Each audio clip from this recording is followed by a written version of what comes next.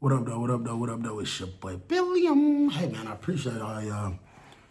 Y'all been holding it down for your boy, waiting on your boy. Man, hey, listen. I had got that first piece of that root canal, but I messed around and had forgot to go get the prescription she gave me. I ain't gonna get it. Ended up going to get it till like 2 o'clock that morning. But my shit was hurting so bad. Every time I said a word, every time I heard the TV going, I even felt like the light was making it hurt. I was down bad. But I went today and got the other half of it done and got it all done. So she said I gotta wait like 3 weeks for my crown to come in. So it still feel like, of course, because all the numbing and all the cutting and stuff, my gums is irritated. So it's a little swollen. That's why this side of my face look like that.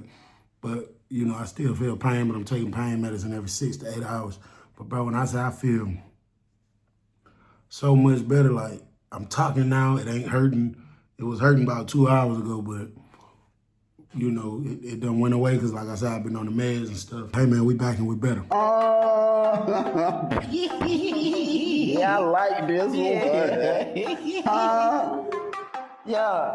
What the feezy? What the feezy? What the feezy? What the feezy? What the feezy? What the feezy? What the feezy? What the feezy? I'm about to tell y'all, in prison, bro, I'm going to tell you one thing. Hold on, I'm going to close this up. I'm going to tell you one thing that people always tell you, like when you got homeboys and stuff who getting ready to get out. One thing that they always gonna say, and that they always gonna do, but I got you, boy, but I'm with you, boy. Especially if you having like a lot more time than them, or even if you ain't got a lot. Sometimes I feel like people in prison think it's their obligation to tell you that they're gonna look out for you when they get out. And most of the time, of course, it never happens. I never used to give a damn. Well, I'd probably say in the beginning, because you know, that's how you learn your lesson. And that's how you learn people just talk. Especially your friends and family that you've been knew before you went to prison. But when you build a bond with somebody in there, especially if y'all gang affiliated, or if y'all just real damn cool, and they telling you they got you, you know, it's like you damn near don't even want to hear it. But if you green and you knew, you might believe it. And then when you be disappointed as hell, later on when they don't come through, that's usually when you gonna realize, okay, this shit right here, this type shit just how it go. So I'm gonna tell you about this little dude named Kylo. Kylo was a little light-skinned dude. He had a little funny shaped little head. And he was cool, bro. I ain't gonna cap. I liked Kylo because folks didn't talk too much. He minded his business. I think one thing I really liked about bro, this changed later on. But one thing I respected, because I didn't even do this shit all the time. Kylo would have nothing. And he'd take his out of that child. But he'd mess around and go to the store and might ration his food out the right way and might not go to chow for 2 weeks straight, no matter what they got. They could have chicken on the bone. He gonna buy 2 or 3 of them from somebody. And I asked him one day, I'm like, hey folks, you straight? He didn't have shit, bro. I'm telling you, I've been watching Kylo for like 2-3 days. I remember I felt bad once because we had cooked a big ass burrito, me and some of my partners. And I kind of felt bad. I just didn't want to eat it in front of him. It had the liquid gold on it, the barbecue sauce, all kind of stuff. So I asked Kylo one night before lockdown, I'm like, bro, you straight? He was like, hey, why you say that? I was like, bro, you been going to child G. You ain't been getting your clothes pressed. You ain't been seeming like yourself. You know, when you dealing with somebody who got some money, whether their family sent it to them or whether they ran it up on their own, you can kind of tell a difference in the things that they do. Like I say, if it's chicken and bone, they nuts and butts and guts, where it's just a bunch of nasty, sloppy stuff thrown together, and you see me go to chow, and you don't see me passing nothing off or picking nothing up to nobody, or I might be down bad. So it was just certain things about him I was noticing. Like I say, bro, he was a cool little dude. I used to chop it up with him sometimes. Never nothing too deep, but he was cool, bro. He was like, shit, CB, I ain't gonna lie to you, bro. You know, probably got 2 months left, bro. And after these 2 months, it's over with, man. I'm finna go out here. I'm about to get me a job. My daddy do construction. Pop Dukes was telling me he gonna be having me making $1,500 a week. Man, that's 6 bands a month. Now I'm cool, bro. I ain't even studying. And I told him, I'm like, bro, you younger than me. But that's a crazy level of discipline because I ain't even gonna lie. Anytime I done been like down bad, and this is, whenever I say I was down bad, I'm more so talking about my first 4 years in prison. My last 5, I still had ups and downs. I still had issues. But I always had something going on. Even if I had to go a little time without, majority of the time, I had something going on regardless. So my first 4 years, it was pretty rough. If that was a time I ain't have it right now, or I knew, like, Mom Dude's about to send me somebody this, and this, bro, I'm going to get it from somebody. Or I'm going to try to figure out a hustle, figure out something like, shit, I done sold my radio before. I done sold my CD player before. I ain't just finna sit here starving, bro. He would not do that, bro. And I liked that. I respected that about Kylo. And when I asked him, he told me, nah, he's straight. So I said about 2 more weeks went by. He's still coming through, chopping it up with me every day. I seen him just get a haircut. Just did something at the door with somebody where he stuck some honey bun. Probably bought some Al Green, because I didn't have none. I only had Chris Brown at this time. And man, bro came upstairs and he asked me something, bro. And just because of how direct he was, and I honestly felt like this was a decent little nigga, I said, I'm going to fuck with him. Kylo came upstairs and said, hey, C-Bill. I said, yeah. He said, bro, you think you could look out for me, bro? You really think you could help me out? I said, help you out on what? Look out for you on what, G? He was like, excuse me. He was like, bro, just look out for me on some food till I go home. He was like, oh, girl, my girl don't know when I'm coming home. So she basically done fell off the ship. Mom Deuce just had surgery. So she ain't working right now. He was like, it's a lot going on. He said, but listen, when I get out, my daddy got this construction job. It's a big ass construction thing that they doing in Savannah. And I think they on contract. It's like a 4-year contract. My daddy told me at least, bare minimum, at least, worst come to worst, for the next 4 years, I'm going to at least be making 6 bands a month. He said, bro, I will really back with you, bro. I'll send you every dime you ever gave me plus some, bro. Every dime you ever gave me plus some, bro. He said, but please just look out for me, bro. I said, man, I'll with you, but how I'm going to keep in touch with you? I said, come on now, y'all get out. And he was like, man, write my auntie number down, bro. He said, this the person I'm going to be staying with, my auntie and my uncle. He was like, this the only person ain't never switched up on me. He was like, just her and my uncle, they ain't got it like that, bro. He was like, my uncle having paper, but he don't really like me like that. I asked him, I said, what about Pops? Shit, Pops about to get you 6 bands a month. Why he can't help you out while you in here? He said his daddy the type of person that he don't believe in all the, I'm going to the store, I'm trying to buy food, this and this, because he said he used to do drugs before prison, so his daddy won't send him a dime. He said his daddy only send him packages every 3 months, which makes sense because he never miss a package. And he'll send him a clothing package, like a watch, t-shirts, long sleeve, long johns, the shoes, socks. His daddy bought him stuff like that, but his daddy not sending no money because he think his son dealing with drugs. And I was like, that's crazy, because as long as I've been around Kylo, I never seen him tweak out, never heard him say nothing about a drug, never even had the thought on my mind that folks even do anything got to do with drugs. So, like I say, bro, I thought about it, and thought about it, and thought about it, and I was like, you know what? Well, look, bro, with him. Now, as time went by,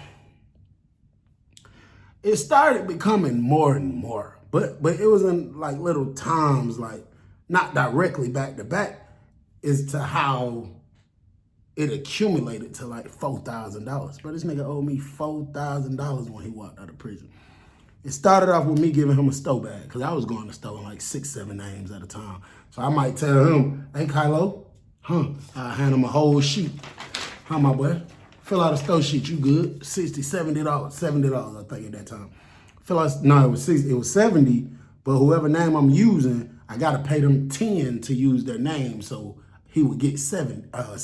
I wasn't taking a dime out his 60.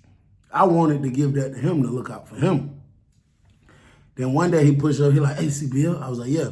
He was like, bro, I know this shit gonna be a lot, bro. I know it's gonna sound crazy, me asking you this, G. He was like, but please, bro, I need you, bro. I said, what's up? What's going on?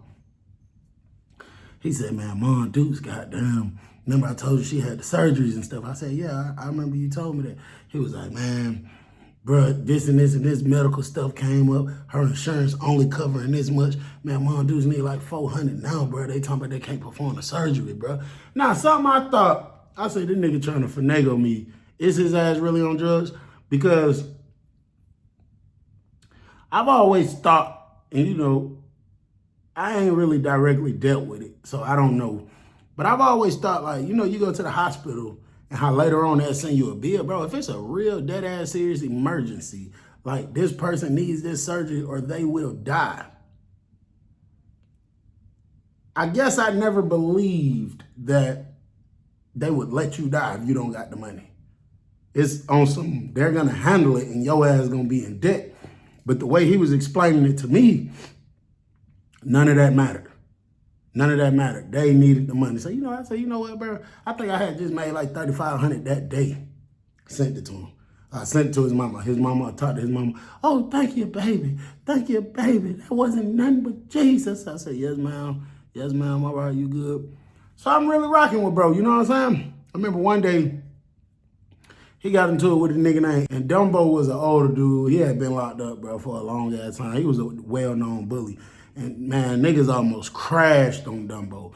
Cause I'm talking about he was just out there mishandling, bro. I'm talking about doing them like this, mushing them, pushing them.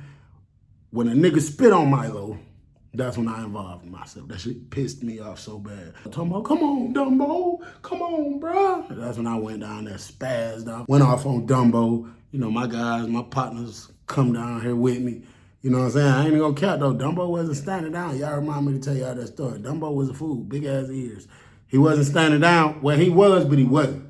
He was because he was retreating, but he wasn't because he kind of still was like, shit. You feel me?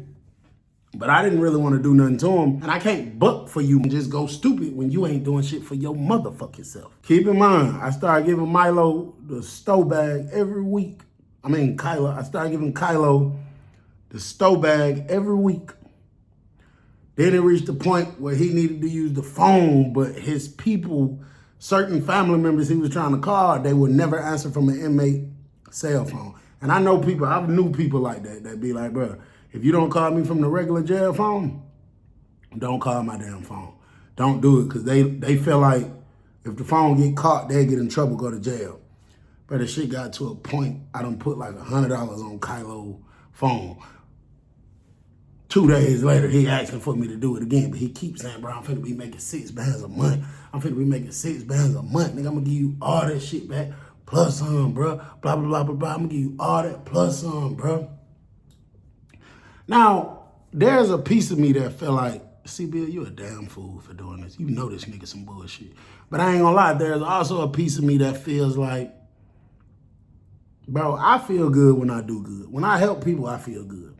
I'm the type of nigga, if you come knock on my door right now and say, hey, sir, I started this ink pen business because I'm trying to help me fund my way through college. Do you mind supporting me and my wife and our specific nice ink pens? And I look at this piece of shit and I got 40 ink pens upstairs. This ink pen is no different from the one I already got. I will probably buy it. And when I close the door and you walk away, I feel good about myself. I don't know what that's called. I just feel like I just helped a motherfucker that really needed some help. They trying to build something and they going about it the righteous way. You ain't out here robbing, hurting, stealing, killing nobody. You doing it righteously. So when he was like, bro, I need this and I need, bro, I'd rather see you going beating that phone up, talking to your folks all day than in here trying to stab niggas and rob people and fight people. So I looked out for him. I said, fuck it. I'm gonna tell you when, the first day I really started feeling really uneasy about Kylo. Folks came to my room. It was a few days after Stow Day, and he asked me could I fuck with him on something. I said, what's up? Nigga said he needed a toothpaste, a deodorant, some floss, 2 bars of Dial soap, and some shampoo. I said, folks. He said, yeah. I said, folks, you just had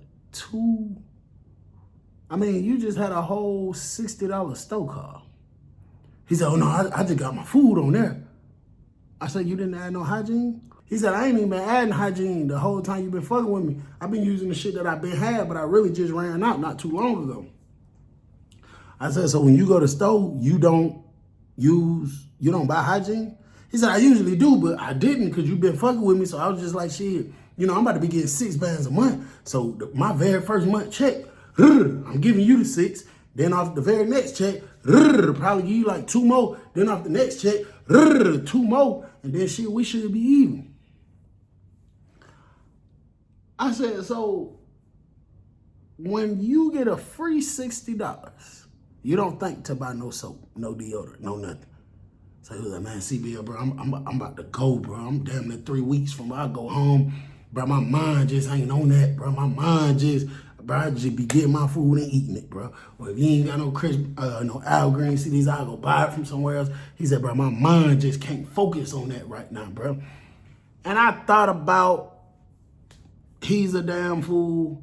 But at the end of the day, bro, the way my anxiety was, how anxious I was. When I was 3 weeks away from getting out, I probably was making some dumbass decisions too. So I guess I gave him a pass. But I did have it in the back of my mind. You never getting your money back. Just in case you really wanted it and thought you was.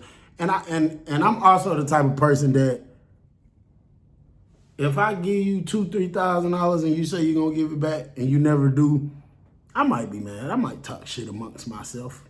But at the end of the day, bro, I'ma still feel good that I was able to help you.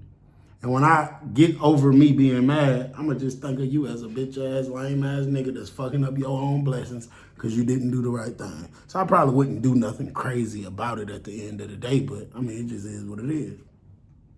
So now we got release day approaching. Yeah, I like this one. Yeah. What the fees? What the fees? What the fees?